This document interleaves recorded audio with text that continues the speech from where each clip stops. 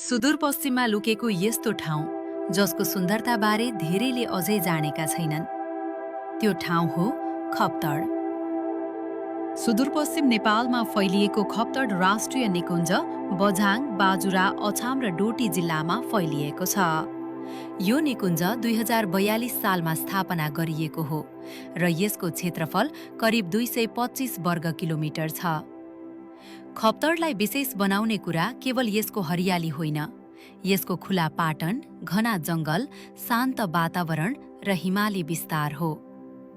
यहाँ खप्तड बाबाको आश्रम, खप्तड ताल, त्रिवेणी र सहस्रलिङ्ग जस्ता धार्मिक र प्राकृतिक गन्तव्यहरू छन्।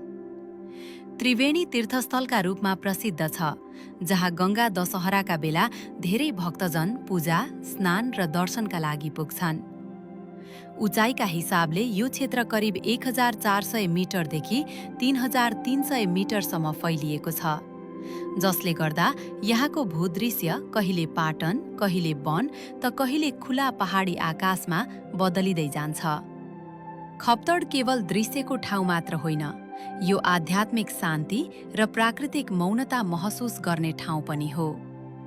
यही कारणले धेरै यात्रुहरू यहाँ प्रकृति हेर्न मात्र होइन, मनलाई केही बेर शान्त बनाउन पनि पुग्छन्।